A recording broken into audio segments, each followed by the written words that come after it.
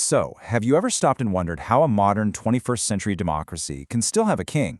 I mean, it's pretty unique, right?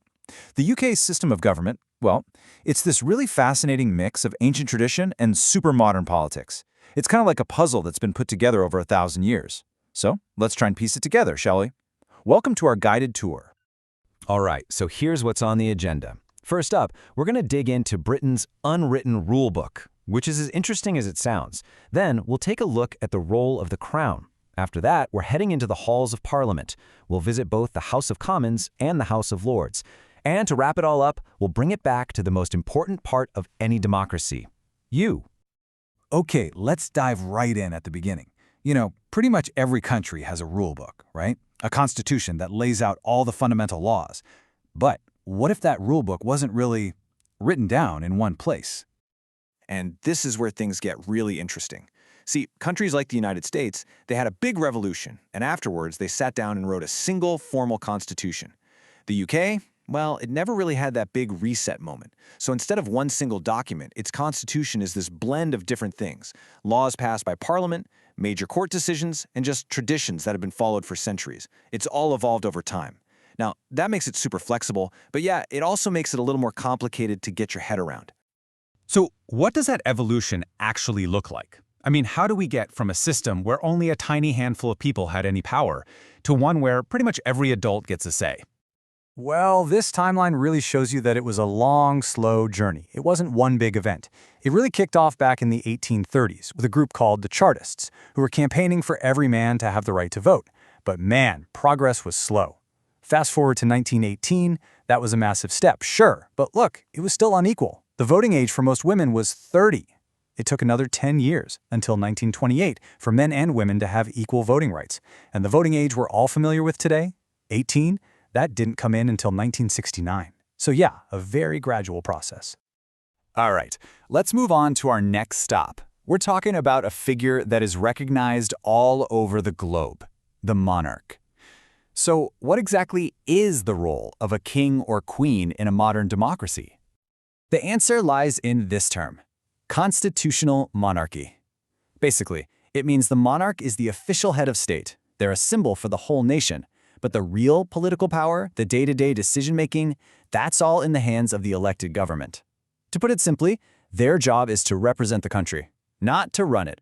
So what does that actually look like day to day? Well, the monarch has some really important ceremonial duties. They're the one who formally appoints the prime minister after an election. They open parliament every year in a big ceremony. And they give the final sign-off to new laws. That's called royal assent. Now, all of these things are done on the advice of the government, so they're not making the decisions themselves. But maybe their most important role is just being a non-political figurehead, someone who provides stability and continuity no matter which political party is in charge. And just to put a name and face to the title, the current monarch is King Charles III, and his heir, the next in line, is his son William, the Prince of Wales. Okay, so we've talked about the symbolic head of state. Now let's get into where the real lawmaking power is: the House of Commons. You can think of this place as the real engine room of British politics. It's filled with people who are elected directly by you, the public. So what's the job of a member of parliament, an MP? Well, it's kind of twofold. First, they represent everyone who lives in their local area, which is called a constituency. But they also have a huge job on the national stage. They're the ones debating and voting on new laws, they're scrutinizing what the government is doing, and they're talking about all the big issues that affect the whole country. Now, as you can imagine, trying to manage a debate with 650 passionate, opinionated MPs, that takes a special kind of referee. And that person is called the Speaker. The Speaker is actually an MP themselves, but they're chosen by all the other MPs to be completely politically neutral. Their whole job is to keep order, make sure everyone follows the rules, and, crucially, to ensure all sides get a fair chance to speak. But wait, the House of Commons isn't the only game in town when it comes to Parliament. There's a second chamber, and our next stop is the House of Lords. Its main job is to act as a check on the Commons. And right away, we hit a massive difference between the two houses. Remember how MPs in the Commons are elected by the public? Well, members of the House of Lords, they're called peers. They are appointed, not elected. So let's just lay it all out. The House of Commons, which is elected, has the final say on laws. That's where the government is formed. The House of Lords is different. It's more of a revising and advising chamber. Its members are often experts, scientists, former doctors, artists, business leaders, and their job is to look at the laws passed by the Commons and suggest improvements. It's basically a system of checks and balances.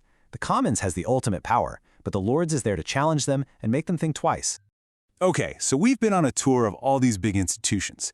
But for this last part, let's bring it all back home. Let's talk about the single most important piece of the entire democratic puzzle, you, and how your voice gets heard.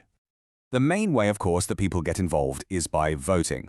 In the UK, there has to be a general election at least once every 5 years, and that is the moment when the whole country gets to choose who represents them as their local MP. So how does it actually work? Well, the UK uses a system called first past the post. Here's the deal. The whole country is split up into 650 different areas or constituencies. When you go to vote, you just put one X next to the one candidate you want to represent your area. It's simple. The candidate who gets the most votes in that area wins. They're the new MP. What's interesting about this system is that it often means one political party can win a big majority of seats in Parliament, even if they didn't get a majority of all the individual votes cast across the country. And remember, your involvement doesn't just end on Election Day. Not at all. You can get in touch with your MP anytime to talk about issues that matter to you. If you're not sure who your MP is, or you just want to see what they're up to, the official Parliament website is the best place to go. It's all there. When you really boil it all down, that's what this is all about. From the King to the House of Lords to that little voting booth, the whole system, in theory, is built on one simple idea, that every adult gets to have a say in how their country is run. And there you have it, a quick tour of a system that's been built up over centuries, a unique blend of monarchy, parliamentary debate, and a public vote. So that leaves me with one final thought for you to chew on. How does this very particular mix of tradition and modern democracy stack up against the system of government where you live?